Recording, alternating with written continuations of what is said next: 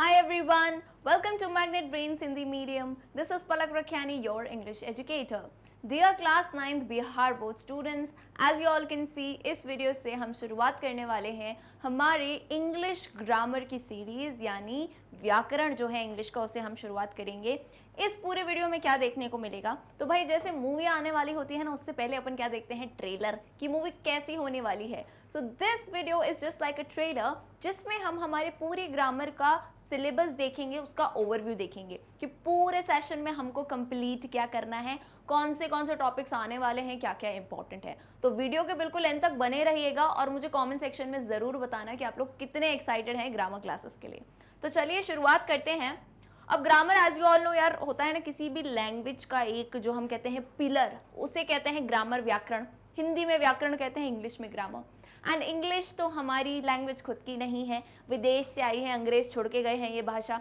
अब इसमें डिफिकल्टी क्या आती है, जो हम बोलते हैं वैसा हम लिखते नहीं, जो हम लिखते हैं वो बोलते नहीं। यानी क्या कि भाई प्रोनाउंसिएशन अलग होते हैं, कुछ वर्ड साइलेंट हो जाते हैं, कहीं पे ये टेंस लगेगा तो कहीं पे वो टेंस लगेगा, है कि नहीं। तो ये सब कंफ्यूजन उसे दूर करने के लिए ये आपके लिए पूरी सीरीज बनाई गई है एंड इसे मैं बेटा पूरा बेसिक से लेके एडवांस तक लेके जाऊंगी, बिकॉज आई नो हमारे पास डिफरेंट टाइप के स्टूडेंट हैं, सबका लर्निंग पार अलग है, लेकिन एक ही वीडियो में सब समझ पाएंगे हर चीज को। सो आइए शुरुआत करते हैं। सबसे पहले मैं कवर करूंगी बेसिक्स, क्योंकि एज यू ऑल नो बचपन से पढ़ते आते हैं फिर भी भूल जाते हैं। क्यों? क्योंकि बचपन से आप ग्रामर को रट रहे थे, जो कि नहीं करना है। ग्रामर इज कॉन्सेप्ट बेस्ड, और बेटा एक बार अगर तुम्हें कॉन्सेप्ट समझ आ गया ना तो फिर थोड़ी ना भूल पाओगे। तो यहीं पे हम शुरुआत करेंगे।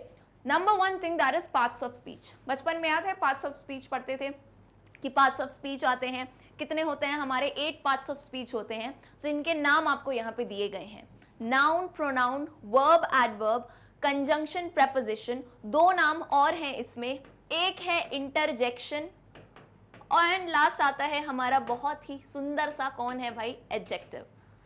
तो ये हो गए आपके 8 पार्ट्स ऑफ स्पीच। अब इनमें से जो है एक चीज मैं आपको बता दूं, इंटरजेक्शन बहुत सिंपल है, बहुत इजी है, तो इसे हम अलग से पढ़ने की जरूरत नहीं है। इंटरजेक्शन में जो है अपन विस्मयादि बोधक चिन्ह जैसे लगाते हैं ना कि oh what a beautiful day, wow what a good shot, बस इंटरजेक्शन में यही सब है। इसकी कहानी बहुत बड़ी नहीं है तो इसको हम साइड में रखेंगे। एडजेक्टिव है उसे हम बिल्कुल कवर करेंगे, आपको नेक्स्ट स्लाइड पे दिखेगा। सो अब शुरुआत करते हैं हम। सबसे पहले नाउन से मैं बता देती हूँ क्या क्या आएगा, मैं क्या पढ़ाने वाली हूँ। ठीक है, अभी यहाँ पूरा पढ़ाऊंगी नहीं, यहाँ बताऊंगी कि आगे क्या क्या पढ़ेंगे। नाउन यानी जिसे हिंदी में कहते हैं, क्योंकि हिंदी व्याकरण हमें बहुत दिल से याद रहती है, तो हिंदी में हम इसे कहते हैं संज्ञा। नाउन का मतलब क्या, हमेशा ट्रिक याद करा करो, एन से एन को याद रखो। किससे किसको याद रखो, एन से एन को। एन से नाउन, एन से नेम। नाउन का मतलब क्या, किसी का नाम, किसी का भी नाम ले लो, किसी बुक का नाम ले लो, इंसान का नाम ले लो, बिल्डिंग का नाम ले लो, है ना, इमारत का, सिटी का, किसी का भी नाम ले लो, या कोई भी चीज है वो नाउन है। ये बुक है, ये ब्लैक बोर्ड है, ये हमारा व्हाइट बोर्ड है, ये नाउन है। ये पेन है, ये भी नाउन है। पलक मैम भी नाउन है। बस बात ये है कि बोलो मैम आप पलक मैम हो और बाकी कोई इंसान है, इसमें भी तो कोई फर्क होगा। तो इस बेसिस पे हमने नाउन के टाइप्स देखेंगे भाई। नाउन के जो मेन 5 टाइप्स हम डिस्कस करेंगे, जो कि हमारे होंगे, एक तो होगा कॉमन नाउन, यानी कोई भी आम इंसान। अगर मैंने कहा टीचर, कोई भी टीचर होगा, है कि नहीं। लेकिन प्रॉपर नाउन तब कहलाएगा जब मैंने कहा भाई पलक मैम, तो भाई पलक मैम तो एक ही है अपनी, तो ये हो गया प्रॉपर नाउन। इसी टाइप से ये एक एग्जांपल दिया है, आगे पूरा अपन पढ़ते चलेंगे बेटा। कलेक्टिव नाउन आएगा आपका आगे, ठीक है, मटेरियल नाउन आएगा और एब्स्ट्रैक्ट नाउन। और एक चीज की तुम चिंता बिल्कुल मत करना, जितना जरूरी होगा उतना मैं बताऊंगी, है ना, बेसिक से लेके एडवांस तक जितना जरूरी। ग्रामर बहुत वास्ट है बेटा, और भी नाउन के विद इन टाइप्स भी आते हैं। Countable noun, uncountable. काउंटेबल यानी जिन्हें गिन सकते हैं, अनकाउंटेबल नहीं गिन सकते। उसके अंदर भी और टाइप्स आते हैं, लेकिन उतना भी हमें नहीं जाना है। हमें इंग्लिश में पीएचडी खैर नहीं करनी है अभी, हमें क्लास 9th से लेके जो हमारी स्कूलिंग तक जितनी इंग्लिश हमें रिक्वायर्ड है उसके मैं आपको सारे एक्सप्लेनेशन दूंगी, ठीक है। एंड ये दोनों मिक्स लैंग्वेज में होंगे, तो घबराना नहीं कि पलक मैम जो है सिर्फ इंग्लिश में बोलती रहेंगी और हमें कुछ समझ नहीं आएगा, ऐसा नहीं है। Don't worry, we'll be covering both the languages, English Hindi mix में मैं आपको पूरा एक्सप्लेनेशन दूंगी, ठीक है। दूसरा आएगा as you all know pronoun यानी सर्वनाम। सर्वनाम का इंपॉर्टेंस तो मैं हमेशा से गिनाती आई हूँ। अब सर्वनाम क्या होता है? ये वो शब्द हैं जो संज्ञा की जगह लगते हैं। हिंदी में पढ़ा था तो सेम इंग्लिश में ही है। इंग्लिश ने चलो थोड़ी तो बात मानी हमारी, है ना, हिंदी की। यहाँ पे ये कुछ चीजें जो है ग्रामर की सेम जाती हैं। हिंदी में जैसे सर्वनाम संज्ञा की जगह लगता है, वैसे ही in English pronoun is used in the name place of noun. So बच्चे पूछते हैं मैम नाउन काफी नहीं था क्या, प्रोनाउन क्यों लाए, क्यों इसकी जगह यूज करना है? तो देखो, अगर मैंने कहा Anjali is a good girl, ठीक है मैम, चलेगा, कोई दिक्कत नहीं है। फिर मैंने कहा Anjali studies in class 9th, studies in class 9th, बोलो मैम ठीक है, कोई दिक्कत नहीं है। मैंने फिर कहा अंजलि लिव्स इन पटना, ठीक है, तो पटना में जो भी अंजलि रहती हो देख लो भाई, बोलो मैम ठीक है, 3 बार तो हो गया।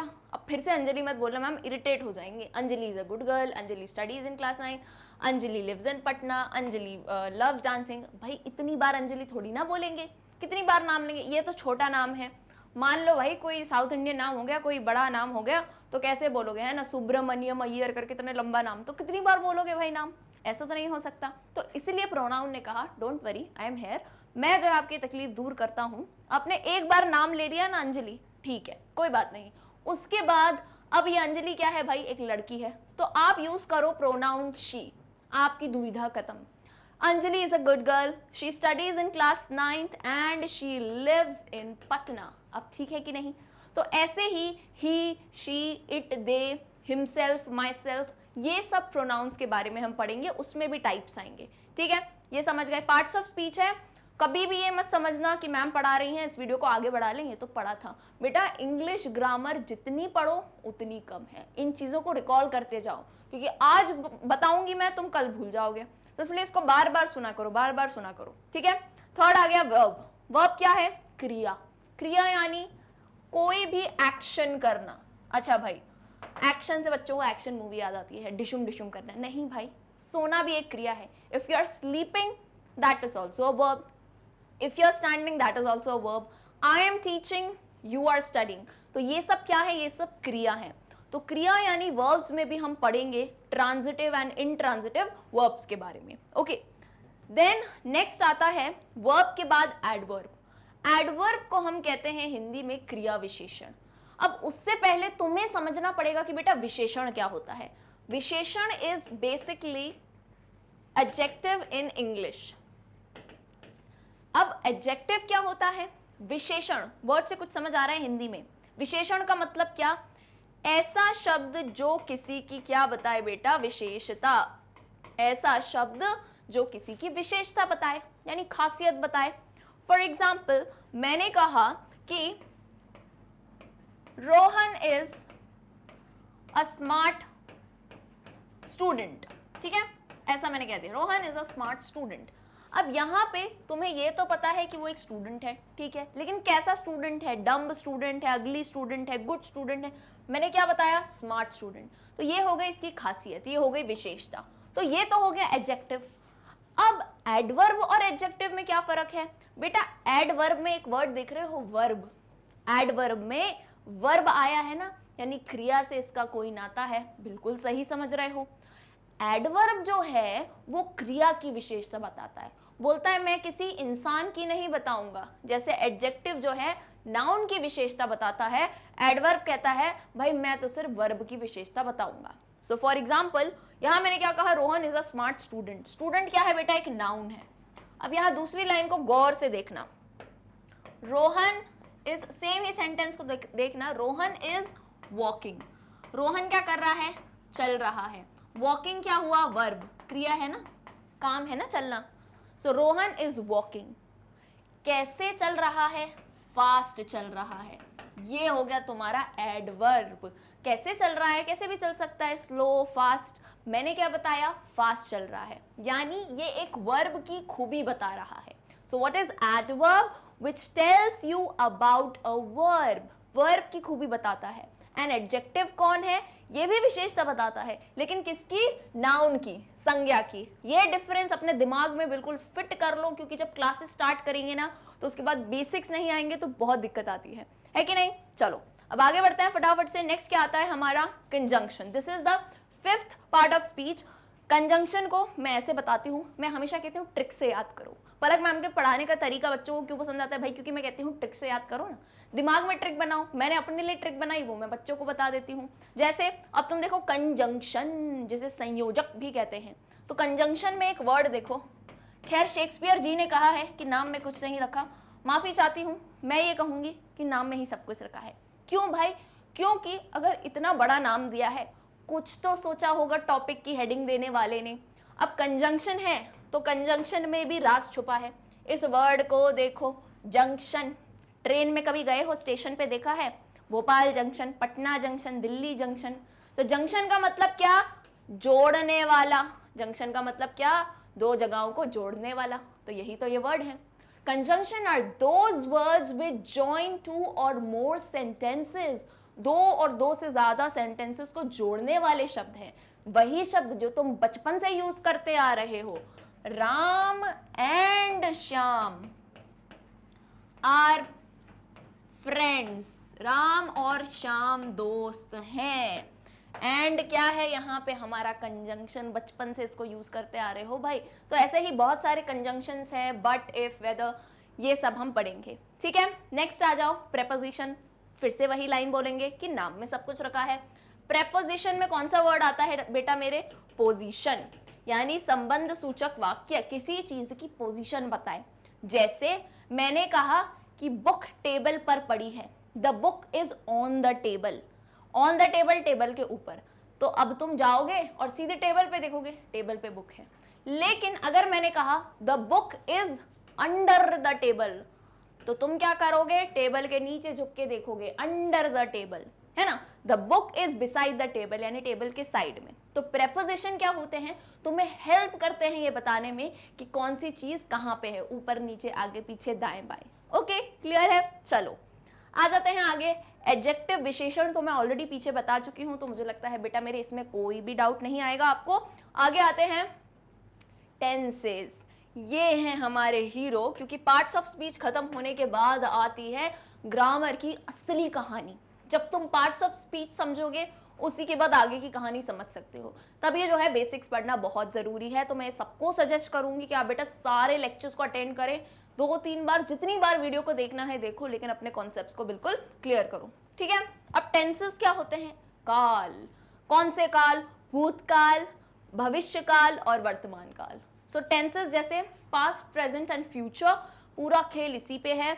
तुम्हें इंग्लिश में सेंटेंस बनाने हो, तुम्हें क्वेश्चन आंसर लिखने हो, पैराग्राफ लिखना हो, लेटर, इंग्लिश जो लिखनी हो, उस सब में मेन इंपॉर्टेंस होता है टेंस का, क्योंकि काल इंपॉर्टेंट है।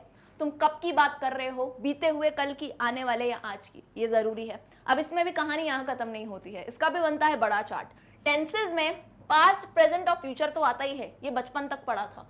अब बड़े हो गए हो तो टेंसेज में और टाइप्स आप पढ़ोगे। एक तो होता है सिंपल। सिंपल यानी क्या? Simple past, simple present, simple future, everything is simple. फिर हम आगे आते हैं कंटिन्यूअस पे। कंटिन्यूअस यानी वही जिसमें हम ing लगाते हैं। वॉक का हो गया वॉकिंग, टॉक का हो गया टॉकिंग। ठीक है, तो ये सब क्या हो गए हमारे? Continuous tense. उसके बाद आता है परफेक्ट।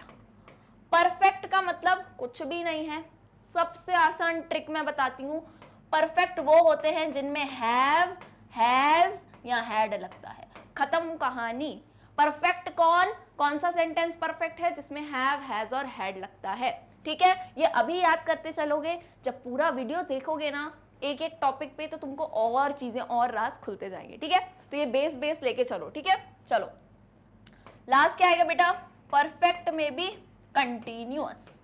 ओके, क्लियर है? तो इस टाइप में बढ़ता जाएगा आगे। तो ये अपन वीडियो में कवर करेंगे और मैं इसकी पूरी ट्रिक्स बताऊंगी तुमको चार्ट के फॉर्म में कि कैसे तुम आसानी से याद कर सकते हो, रटना नहीं है। ठीक है, चलिए नेक्स्ट हम आते हैं क्लॉजेस। क्लॉजेस ऐसी चीज है जो हम बचपन से पढ़ते आ रहे हैं, लेकिन नाम शायद तुमने आज सुना होगा, है कि नहीं? क्लॉजेस कुछ नहीं है, क्लॉजेस उपवाक्य होते हैं, सेंटेंसेस टाइप के ही होते हैं जिनमें खुद का एक मीनिंग होता है। तो इसमें हम अलग अलग टाइप के क्लॉजेस पढ़ेंगे बेटा। रिलेटिव क्लॉज होंगे, सबऑर्डिनेट क्लॉज होंगे, डिफरेंट टाइप के हम क्लॉजेस पढ़ेंगे। आसान सी चीज है ये भी बहुत।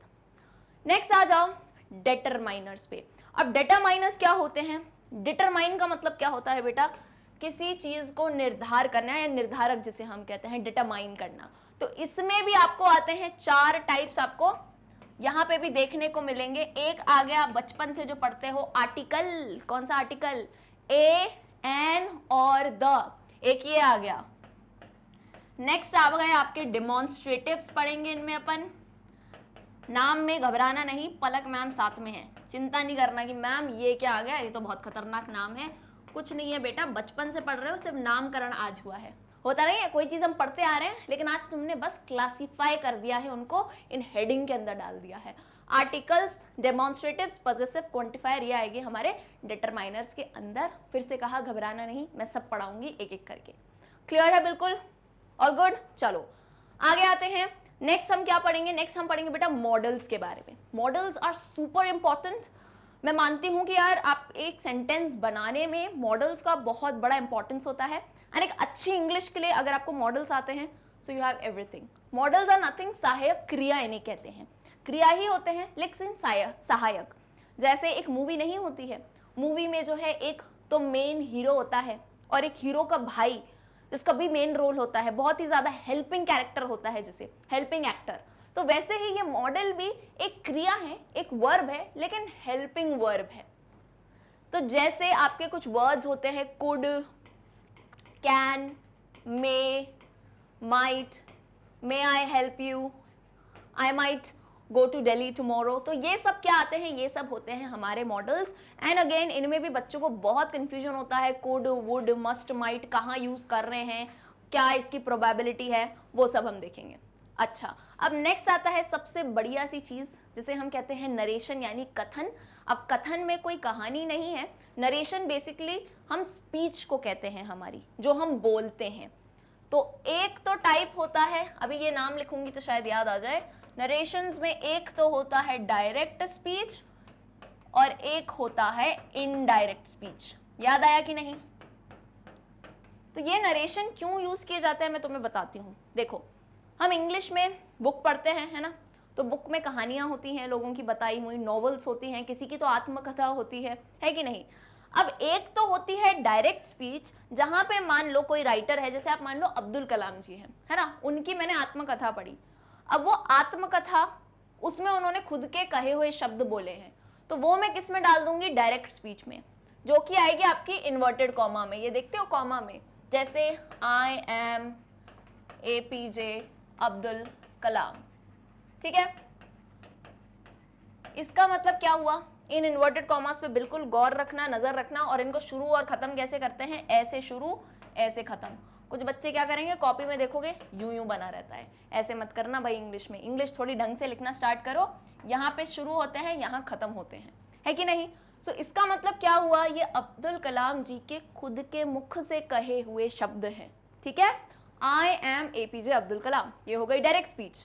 अब मैंने ये बात सुन ली है ना, मैं इनसे मिलने गई थी, है ना, इतना खैर सौभाग्य नहीं रहा, लेकिन मान लो कि मैं इनसे मिलने गई थी और मैंने इन्हें बोलते हुए सुन लिया आई एम APJ अब्दुल कलाम। तो मैं आई और मैंने जो है अपने दोस्तों को आके कहानी सुनाई कि do you know Abdul Kalam ji ने क्या कहा, that he is APJ Abdul कलाम।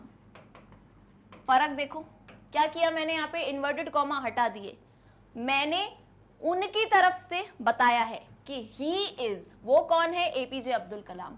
बात का मतलब बदला? मतलब नहीं बदला, सिर्फ कहने का तरीका बदल गया, क्योंकि ये बात वो खुद कर रहे थे। मैं दोस्तों को जाके ये थोड़ी ना बोलूंगी I am APJ Abdul Kalam, मैं क्या बोलूंगी? He is APJ Abdul Kalam. Okay, so इस टाइप से डायरेक्ट और इनडायरेक्ट स्पीच आपके क्वेश्चन आंसर में बहुत काम आती है जब आप कोई भी कहानी पढ़ते हैं। तो अच्छा, एग्जाम पॉइंट ऑफ व्यू से भी मैम बता दो, क्योंकि हमें इतना नॉलेज से ज्यादा तो मार्क्स से भी मतलब है कि नहीं। तो एग्जाम में आपको क्लियरली आता है चेंज करने को, change from direct to indirect speech या इनडायरेक्ट टू डायरेक्ट, तो उसमें आपको मार्क्स मिल सकते हैं बढ़िया से। चलिए नेक्स्ट हम आते हैं वॉइस पे।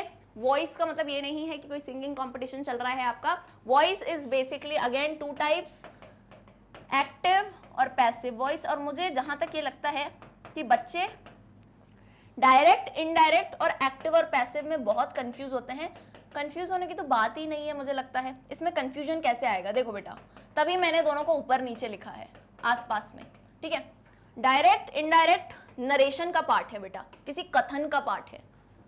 डायरेक्ट इनडायरेक्ट किसी कथन का पार्ट है। वॉइस जो है वाच्य है, इट्स बेसिकली एक्टिव और पैसिव वॉइस, कहने के तरीके में बदलाव है, कहने के तरीके में बदलाव है, ठीक है, एक्टिव और पैसिव वॉइस। फॉर एग्जाम्पल, अगर मैंने कहा कि द बुक, जैसे मान लो एक मैं तुमको सेंटेंस बताती हूं, द बुक आई गेव, या फिर ऐसा लिख देते हैं, चलो मैं तुम लोग को कोई बुक दे रही हूं, Palak ma'am will give me a book, ठीक है, तुम में से कोई स्टूडेंट है जिसने बहुत बढ़िया पढ़ा तो मैं उसको एक किताब दूंगी। तो ये क्या हो गया, ये एक्टिव सेंटेंस हो गया, क्योंकि यहाँ पे कौन है, मैं सब्जेक्ट हूं, मैं काम करूंगी, कौन सा काम करूंगी, बुक देने का। ये क्या हो गया, ये हो गया हमारा एक्टिव वॉइस। अब बोलो मैम इसका पैसिव वॉइस क्या होगा, तो पैसिव में होता क्या है, लास्ट में कौन आया है यहाँ पे, अ बुक, किसकी बात कर रहे हैं हम, अ बुक की बात कर रहे हैं, बुक हमारा ऑब्जेक्ट है। तो फर्क क्या आएगा देखना, a book will be given by Palak ma'am to me. मतलब क्या बोलूं मैं, मतलब तो वही है, पलक मैम मुझे एक बुक देंगी, है ना, और एक बुक पलक मैम द्वारा मुझे दी जाएगी, बात वही है, कहने का तरीका अलग है। ये हो गया एक्टिव और पैसिव वॉइस। और अगर अभी डाउट आ रहे हो तो पूरा अच्छे से वीडियो में हम समझेंगे, ठीक है भाई। चलिए फटाफट आते हैं आगे। आगे आता है सब्जेक्ट वर्ब एग्रीमेंट। ये एक एग्रीमेंट है, यानी हम एक कोर्ट में आएंगे, है ना, जैसे लॉयर वगैरह होते हैं ना, एक एग्रीमेंट साइन हुआ है सब्जेक्ट और वर्ब के बीच में। क्या एग्रीमेंट है, ये एग्रीमेंट है रूल्स का। यानी यहाँ जो आपको फोटो दिख रही है ना, रूल्स, यहाँ पे बहुत सारे रूल्स आने वाले हैं कि ये दोनों कुछ बातों पे एग्री किए हैं और तब जाके सही सेंटेंस बनता है। यानी एक भी एग्रीमेंट में आपने गलती कर दी तो सेंटेंस बनेगा गलत। तो इससे रिलेटेड बहुत ही सिंपल से जो है ना सारे रूल्स मैंने एक जगह रख दिए ताकि तुम लोग को दिक्कत नहीं आए। क्योंकि होता क्या है, सब्जेक्ट वर्ब एग्रीमेंट में आप अलग अलग जगह देखते हो तो कंफ्यूज हो जाते हो। सो डोंट वरी, मैं सारे रूल्स आपको जो है एक साथ पढ़ाऊंगी। चलिए आगे आते हैं नॉन फाइनाइट वर्ब। ये बेटा वर्ब का ही एक टाइप है, मैं तुम्हें बता दूं, लेकिन जो तुम्हारा कोर्स है क्लास 9 बिहार बोर्ड में स्पेशली ये दिया गया है, तो मैंने भी स्पेशली इसे अलग से रखा है। नॉन फाइनाइट वर्ब्स में जो है आपके जेरन्स आते हैं, पार्टिसिपल्स आते हैं, इन्फिनेटिव्स आते हैं, इन्हें हमें पढ़ना होगा। नाम अभी सुन लो, ज्यादा दिमाग मत लगाना, उस वक्त मैं सब समझा दूंगी, ठीक है। अभी मत घबराना कि इतने नए नाम आ गए मैम, डोंट वरी, ये पूरा मैं अलग से तुमको टॉपिक पढ़ाऊंगी।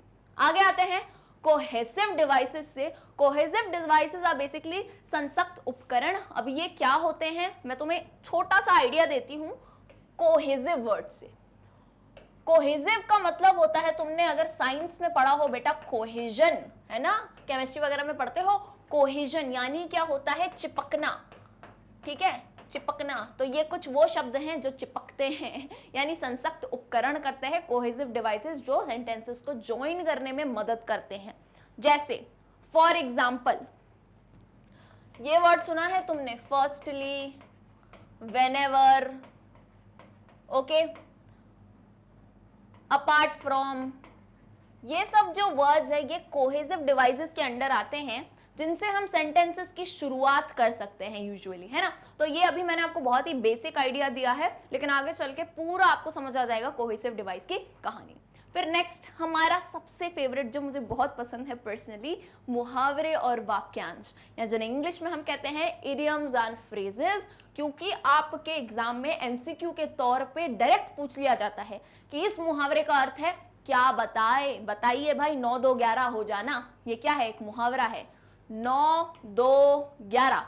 अब 9 2 11 का मतलब क्या होता है, कुछ भी नहीं मैम, 9 से 11 हो गया टाइम, लेकिन यहाँ ये मतलब नहीं है। यहाँ पे 9 2 11 का मतलब क्या होता है, भाग जाना, है ना, 9 2 11 हो गया, कल्टी हो गया, है कि नहीं। अब जैसे एक और मुहावरा आता है, दांतों तले उंगली दबाना, या ऐसे बहुत ही सारे हैं, जो बहुत सारे मुहावरे हैं, इडियम्स हैं और फ्रेजेस हैं, जिनके बारे में हम पढ़ेंगे। अब क्योंकि बच्चों को लगता है मैम ये तो इनफाइनाइट है, अनंत है, कितने पढ़ेंगे, मैं हूं ना भाई, तुम्हें जितने भी बेसिक इडियम्स और फ्रेजेस हैं जो यूजुअली बिहार बोर्ड के एग्जाम में पूछे जा चुके हैं, या एग्जाम्स में क्लास 9 के बच्चों से पूछे जाते हैं, उन्हीं इडियम्स एंड फ्रेजेस को हम कवर करेंगे। नेक्स्ट आता है सबसे इंपॉर्टेंट, 1 2 3 4 5 5 स्टार लगा लो भैया, ट्रांसलेशन आया है। ट्रांसलेशन यानी क्या? अनुवाद, English to Hindi, Hindi to English. आपको एग्जाम में डायरेक्ट क्वेश्चन आते हैं ट्रांसलेट करने के लिए, जिसमें आप ऑनेस्टली फुल मार्क्स लेके आ सकते हो, बच्चों को इसमें मार्क्स कटवाने ही नहीं है। तो ट्रांसलेट कैसे करना है सेंटेंस को, अब ये मैंने एंड में क्यों डाला है? ट्रांसलेशन से पहले मैंने तुमको सब पढ़ा दिया, और सबसे इंपॉर्टेंट टेंसेस, मॉडल्स। क्यों? क्योंकि वाक्य के अनुवाद में दिक्कत तो यही आती है ना। I will give the book, I have been given the book, I was giving the book. तो ये फर्क कैसे आएगा मैम समझ? हिंदी में तो बड़ा अच्छे से समझ आता है, लेकिन इंग्लिश में कैसे समझेंगे? तो यहाँ पे मैं ट्रांसलेशन में आपको सिखाऊंगी। बहुत सारे हम क्वेश्चन इसमें सॉल्व करेंगे, एंड अगेन मैं हर क्वेश्चन में आपको होमवर्क भी दूंगी। हर वीडियो में होमवर्क रहेगा, जिसे आप बिल्कुल अच्छे से कंप्लीट करके कमेंट सेक्शन में बताएंगे, ठीक है? ताकि क्या है ना, होमवर्क से आपको पता चलेगा कि आपकी टेस्टिंग या आप कितना सही जा रहे हैं। And last but not the least, writing skills, जो कि आपको देते हैं अच्छे खासे मार्क्स। डायरेक्ट 5 मार्क के क्वेश्चन में या इससे ज्यादा मार्क के क्वेश्चन में पूछ लिए जाते हैं। अब राइटिंग स्किल्स के अंदर क्या क्या आते हैं? सबसे इंपॉर्टेंट, अत्यधिक इंपॉर्टेंट, लेटर राइटिंग, पत्र लेखन। लेटर में भी as you all know formal, informal letter आते हैं। डायरेक्ट क्वेश्चन पूछा ही जाता है एग्जाम में राइटिंग स्किल से, एंड यूजुअली पत्र लेखन आता ही आता है। तो यार जो चीज पता है, आती है, उसको क्यों छोड़ के जाएं? लेटर राइटिंग करेंगे। एंड दूसरा the most important, paragraph, according to class 9th, paragraph या ऐसे राइटिंग, निबंध लेखन। अब निबंध लेखन में लिखना तो तुम लोग को बहुत आता है, लेकिन मार्क्स बहुत नहीं आ पाते, क्योंकि when you guys are in class 9th, it's super important that you use good words. आपकी वोकैबुलरी अच्छी होनी चाहिए जब आपको ऐसे लिखना है। सो ऐसे की शुरुआत कैसे करना है, अंत कैसे करना है। दुनिया में तुम्हें किसी भी टॉपिक पे ऐसे लिखने को आ जाए, अगर पलक मैम का ये वीडियो देख लोगे ना, सब लिख पाओगे। तो इसमें मैं आपको ऐसी ट्रिक सिखाऊंगी, कोई भी टॉपिक यार, क्योंकि इतने अनंत टॉपिक हैं, कौन सा टॉपिक आएगा पता नहीं, कुछ भी प्रिपेयर करके जाओ तो वो आता नहीं है। तो मैं तुम्हें ट्रिक सिखाऊंगी कि कोई भी ऐसे आए, कोई भी एक पैराग्राफ आए, तो शुरुआत कैसे करना है, अंत कैसे करना है, किन शब्दों का इस्तेमाल करना है, ताकि आपका ऐसे जो है बेहतरीन दिखे। तो इसमें अपन ये सब ट्रिक्स देखेंगे। बस जरूरत है तो क्या भाई, आपके साथ की कि आप टाइम टू टाइम वीडियोस देखें, एंड अपने सभी फ्रेंड्स के साथ शेयर जरूर करें क्लास 9th के। सो अगेन ये सब हमारे ग्रामर के टॉपिक्स हैं, एंड हम लोग फिर हर टॉपिक, यानी जितने टॉपिक आपने देखे हैं सबके अलग अलग वीडियो आएंगे। सो आप हमारे चैनल को जरूर से सब्सक्राइब करें, बेल आइकन दबा के रखें, और नीचे डिस्क्रिप्शन में जो है आपको फुल प्लेलिस्ट की लिंक मिल जाएगी। फुल प्लेलिस्ट यानी क्या, ग्रामर की एक अलग प्लेलिस्ट आपके लिए बनी है। यहाँ दिख रहा होगा मैग्नेट ब्रेन्स हिंदी मीडियम पे प्लेलिस्ट करके सारी प्लेलिस्ट बनी है, सारे वीडियो लेक्चर्स ऑलरेडी डरे हैं, एंड बिल्कुल free of cost. Don't worry, इस पूरे ग्रामर सीरीज में या पूरे मैग्नेट हिंदी मीडियम में आपको कोई भी चार्ज नहीं देना है। All the videos are free but with quality education, एक नंबर एजुकेशन है। सो मिलते हैं हम आगे, तब तक के लिए भाई मुझे कमेंट सेक्शन में बेटा जरूर बताना कि आप लोग कितने एक्साइटेड हैं। See you all in the next lecture, till then good bye.